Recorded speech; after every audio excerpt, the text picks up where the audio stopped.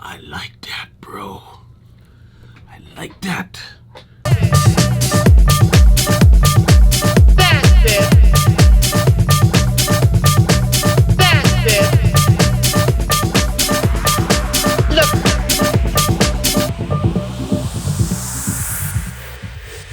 What's up, fam? It's your boy Demuir here, purveyor of all sounds underground. Thank you for joining me on my YouTube channel today, where I'll be discussing the importance of relationships and your interpretation of them in terms of how they effectively can build or destroy your career depending on how you deal with things. But before I jump into things, what I need from you is that SLC. Hit subscribe, like, comment, and more importantly, hit the notifications bell to stay in touch with the new videos that we have up and coming or newly published, whichever works. All right, so why don't we just jump right into things. I'm just going to share with you kind of like a lessons learned in where I've landed in terms of the importance of relationships and the different people involved.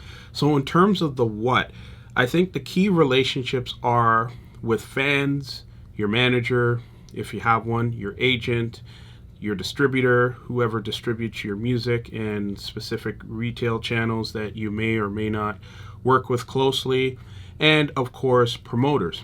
They're all in the cycle of promoting and supporting your music and getting you into shows and festivals. Those are really the key relationships. And facts are, it's a very, very small world when you're dealing with the underground electronic music industry. But those are the key ones I want to call out. And if you keep them in the forefront of your mind, you'll generally know how to deal with things accordingly as opportunities or challenges come up. Point number 2 is to establish clearly, and I said this before in other videos, but to establish clearly whom do you work for. And I'll just be blunt here, you work for yourself. You are the person producing and creating all of the music and content that people will eventually make money off or enjoy somehow. And it's not to have a position of arrogance on this one. It's just to remind yourself the importance of your position. And some of us as DJs and producers do need key managers and agents and distributors to help us sculpt our career, and in some cases even PR. I'm not a person that's quite supportive of that, but I do recognize a time and place for it in certain instances. But directionally, for me at least, I don't necessarily need that because it's always in the forefront. I work for myself. I'm not working for an agent necessarily. And it's not to say that their jobs are not important. I absolutely need them based on the the sculpting of my goals and where I want to go and the things I want to achieve. But you will come across some people in this industry, and I can give you an example of an agent that when I first started getting some traction in the industry, kind of treated the relationship like I work for them. So much so, they took it upon themselves to delay payment to me because they treated the money like it was theirs and they were doing me a fucking favor. And it's the other way around. Without the DJ, producer, or content that they put out on a regular and frequent basis, you wouldn't serve a purpose. So it's important to just keep it in the forefront of your mind just how important your contributions are as an aspiring DJ and producer. And this third point dovetails off of my second one, which is to really highlight the relationship that you have with yourself. Like, what are your values, your goals, and what things are you looking forward to growing within your career? You need to have these things really staked out and clear in terms of the vision you have for yourself. And they'll be the things that will anchor you in difficult situations or challenges as you come across them. And even, being able to identify the right opportunities for you. All right, and point number 4 is to ensure that you're cultivating the relationships that support your growth.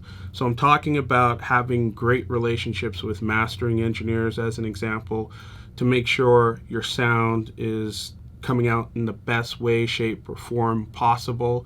I'm talking about product and marketing people, where you're delivering content and goods to them, but they can also help you achieve certain goals and broadcast your level of exposure to others.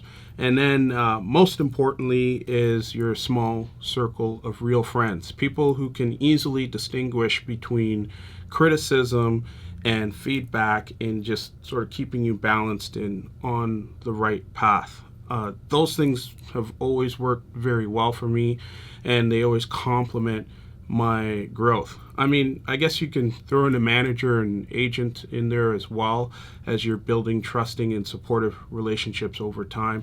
And if all people are aligned and supportive of your growth, make sure you're giving back into those relationships rather than seeing it as a take position. And point number 5 is probably one of the most important points of this in terms of relationships. You also want to identify the relationships you absolutely need to avoid. And this namely excludes people who always have an opinion about you and others. This also includes people that you're probably cool with who frequent with people who are always shitting on you and talking shit about you.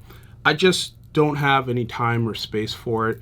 That level of toxicity will eventually find its way to you if you maintain those relationships, and the fears that come from those people will land on your lap eventually. So I see it better as just fuck off. I just don't have any time for it whatsoever. There's just no value coming out of those types of relationships, especially with, the people who knowingly chill and frequent with people who openly talk shit about you. You just have to think about what value is that relationship serving me, and it's likely none and very low on a totem pole. So there you have it. Those are my thoughts on the importance of relationships as things are starting to reopen. You're getting traction in your career as a DJ and producer. These things have served me quite well. So let me know your thoughts on it. I usually join the conversation within 48 hours of posting these videos, so I'd love to hear your thoughts on this one. Much love and respect to you. Peace.